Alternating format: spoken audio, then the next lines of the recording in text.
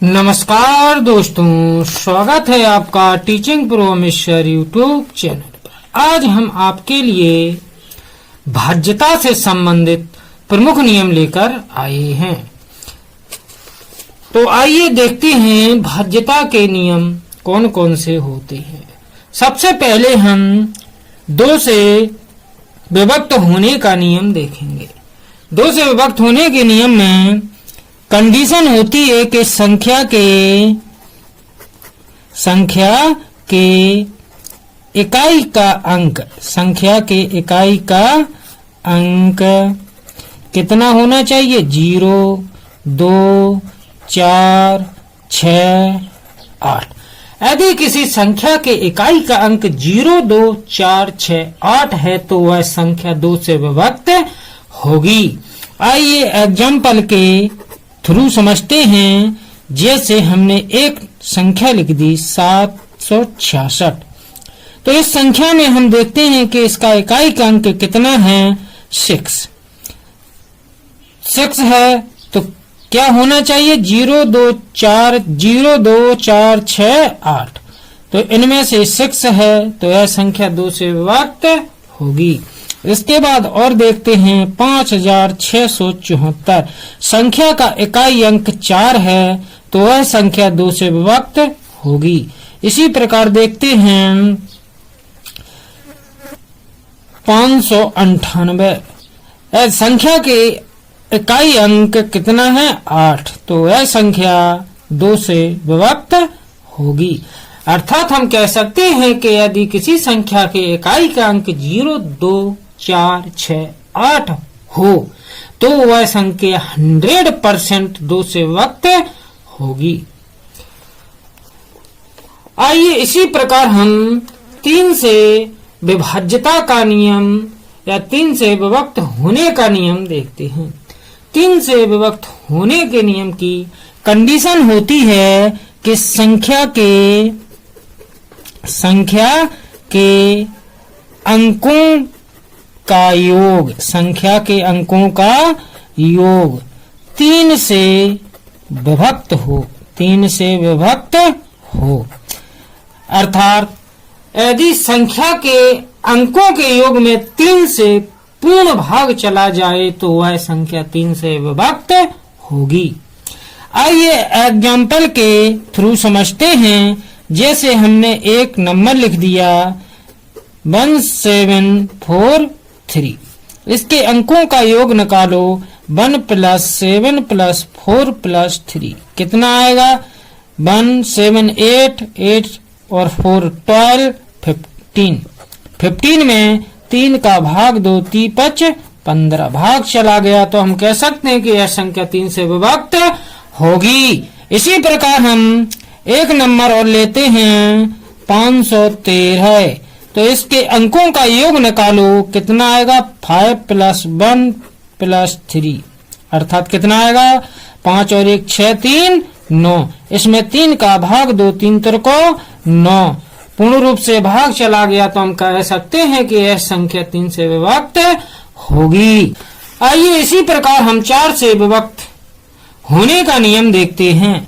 4 से विभक्त होने के नियम के लिए कंडीशन होती है कि संख्या के ढाईवा इकाई से बनी संख्या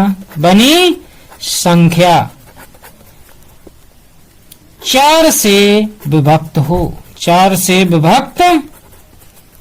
हो।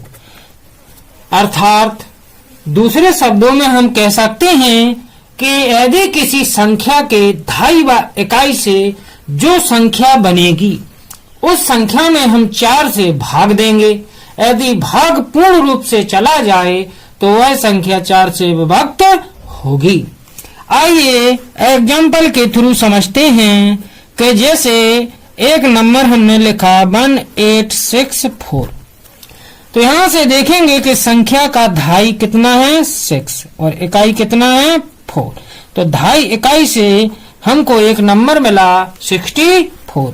इसमें हम 4 से डिवाइड देंगे। तो 64 में 4 से डिवाइड दो, कितना आएगा? 4 एकम 4, 2 बचा, 4 छंग 24। भाग पूर्ण रूप से चला गया तो हम कह सकते हैं कि यह संख्या 4 से विभक्त होगी। एक नंबर और लेते हैं, जैसे हमने लिख दिया 1 5 2 4। तो यहां से ढाई संख्या का कितना है? 2, इकाई कितना है? 4।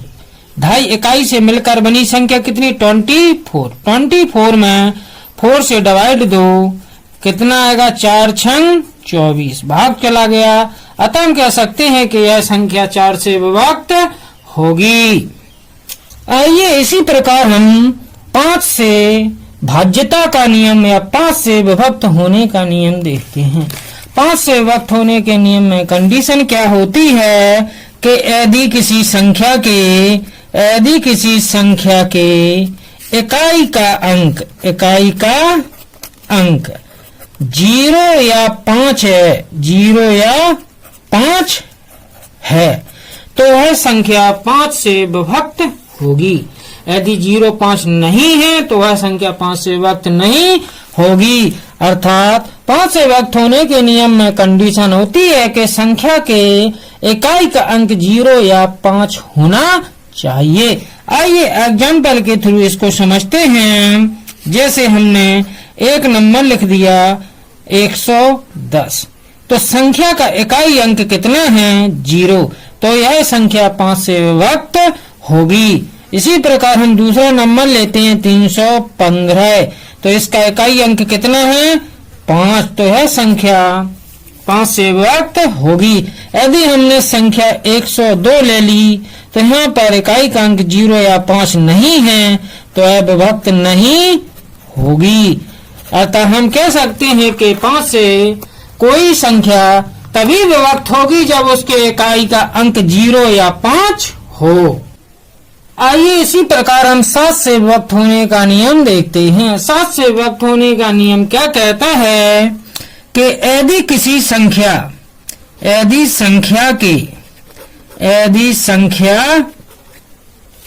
की इकाई के अंक को हटाकर बनी संख्या, किसी संख्या की इकाई के अंक को हटाकर बनी संख्या में से इकाई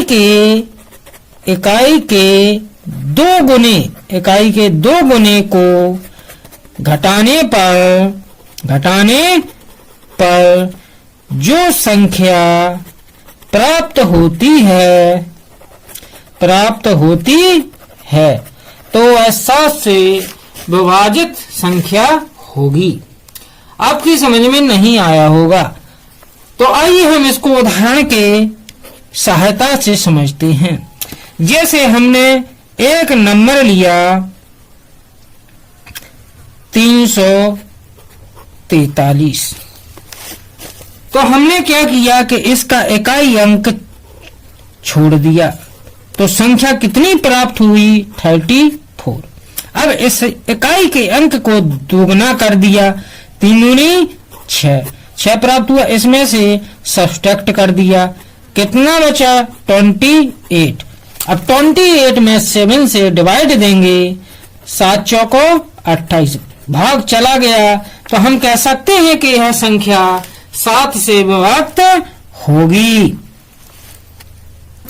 आइए इसको एक बार फिर से समझते हैं कि कोई संख्या 7 से विभक्त कब होगी? जब संख्या के इकाई के अंक को हटाकर जो संख्या बनेगी उसमें से इकाई के अंक के दुगने को घटा देंगे। घटाने पर जो संख्या प्राप्त होगी उसमें 7 से हम भाग देंगे। यदि भाग पूर्ण चला जाए तो वह 7 से विभक्त होगी, यदि भाग ना जाए तो वह 7 से विभक्त नहीं होगी। आइए इसके बाद हम 8 से विभक्त होने का नियम देखते हैं। 8 से विभक्त होने का नियम क्या कहता है कि यदि किसी संख्या के सैकड़ा, सैकड़े, ढाई इकाई, से बनी संख्या, बनी संख्या, से बनी संख्या 8 से भाज्य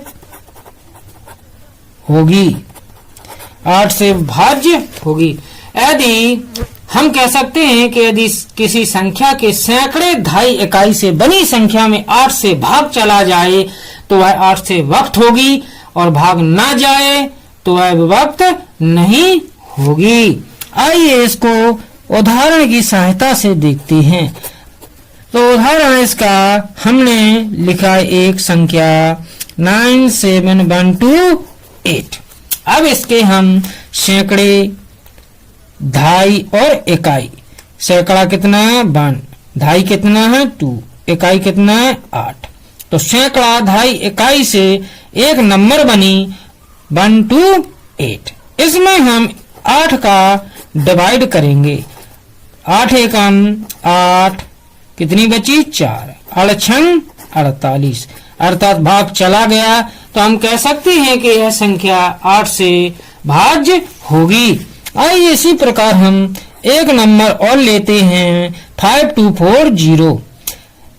तो इसमें सबसे पहले हम सैकड़ा संख्या का 2 है, दहाई 4 है, इकाई 0 है। तो इस संख्या में हम 8 से भाग देंगे। तो 8 से भाग 2, 8 तिया 24, कितना बचा 24, 0 है, 0 चला गया, भाग पूरा चला गया। तो हम कह सकते हैं कि यह संख्या 8 से भाज्य होगी। आइए इसी प्रकार हम 9 से विभक्त होने का नियम देखते हैं। 9 से विभक्त होने का नियम क्या कहता है कि यदि संख्या के अंकों का योग, संख्या के अंकों का योग 9 से विभक्त है, 9 से विभक्त है, तो वह संख्या 9 से विभक्त होगी। यदि संख्या के अंकों के योग में 9 से भाग चला जाए तो वह संख्या 9 से विभक्त होगी। आइए एग्जाम्पल के थ्रू देखते हैं। इसका एग्जाम्पल है जैसे 5, 7, 6। इसके अंकों का योग निकालो, कितना आएगा 5 + 7 + 6, कितना आया 5, 7, 12, 6, 18। 18 में 9 का डिवाइड देंगे, 9 दून 18, अर्थात भाग चला गया। तो हम कह सकते हैं कि यह संख्या 9 से भाज्य होगी। आइए एक उदाहरण और लेते हैं 645। इसमें सबसे पहले हम संख्या के अंकों का योग निकालेंगे, अर्थात 6 + 4 + 5। संख्या के सभी अंकों का योग 6, 4, 10, 5, 15 है। 15 में 9 का भाग देंगे, भाग नहीं जाएगा। तो हम कह सकते हैं कि यह संख्या 9 से भाज्य नहीं होगी। आइए इसके बाद हम 10 से विभक्त होने का नियम देखते हैं। 10 से विभक्त होने का नियम क्या कहता है कि यदि संख्या के इकाई का अंक, संख्या के इकाई का अंक कितना होना चाहिए, इकाई का अंक 0 हो। यदि किसी संख्या के इकाई का अंक 0 है तो वह संख्या 10 से 100% विभाज्य होगी। आइए इसको हम उदाहरण की मदद से देखते हैं। उदाहरण इसका एग्जाम्पल के थ्रू देखते हैं। तो एग्जाम्पल है 540। संख्या का इकाई अंक कितना है, 0 है। तो हम कह सकते हैं कि यह संख्या 10 से भाज्य होगी। दूसरा नंबर लिया हमने 710। इस संख्या का इकाई का अंक 0 है, तो हम कह सकते हैं कि यह संख्या 10 से भाज्य होगी। आइए इसके बाद हम 11 से विभक्त होने का नियम देखते हैं। 11 से विभक्त होने का नियम क्या कहता है कि संख्या के विषम स्थानों का योग, संख्या के विषम स्थानों का योग माइनस सम स्थानों का योग, सम स्थानों का योग कितना होना चाहिए, 0 या 11 आना चाहिए। अर्थात विषम स्थानों का योग में से सम स्थानों के योग को जब हम सब्ट्रैक्ट करेंगे तो 0 या 11 आता है तो वह संख्या 11 से विभक्त होगी। यदि 0 11 नहीं आता है तो वह संख्या 11 से विभक्त नहीं होगी। आइए इसको हम एग्जाम्पल की सहायता से सीखते हैं। जैसे एक नंबर हमने दी है 136105 तो यहाँ पर सबसे पहले हम संख्या के अंक निर्धारित करेंगे। सबसे पहले हम संख्या के अंक निर्धारित करेंगे तो सबसे पहले हमने संख्या में इसको पहली स्थिति पे मान लिया, इसको दूसरी स्थिति, इसको तीसरा, इसको चौथी स्थिति, पांचवी स्थिति, छठवीं और सातवीं। तो आइए यहाँ पर हम देखते हैं कि इसमें विषम नंबर कौन सी है। 1 विषम, 3 विषम, 5 विषम और 7 विषम। तो यहाँ पर देखेंगे कि 1 के स्थान पर कितना है, 2 लिख दो, प्लस का चिन्ह लगाओ। इसके बाद 3 के स्थान पर कितना है, 0 लिख दो, प्लस लगाओ। 5 के स्थान पर कितना है, 6 लिख दो, प्लस लगाओ। और 7 के स्थान पर कितना है, 1। इसी प्रकार हम माइनस सम स्थानों का योग निकालेंगे। सम स्थान कौन कौन से हैं, 1 2 है, 2 4 6। तो यहाँ पर 2 की स्थिति पर कितना लिखा है, 5। 4 की स्थिति पर कितना लिखा है, 1। और 6 की स्थिति पर कितना लिखा है, 3। यहाँ से कितना आएगा, 2 और 6 8 और 1 9, माइनस का 5 और 1 6 3 9। 9 में से 9 सब्ट्रैक्ट करेंगे, कितना आएगा, 0। अतः हम कह सकते हैं कि यह संख्या 11 से विभक्त होगी। यदि वीडियो अच्छा लगा हो तो लाइक और सब्सक्राइब करना ना भूलें। धन्यवाद।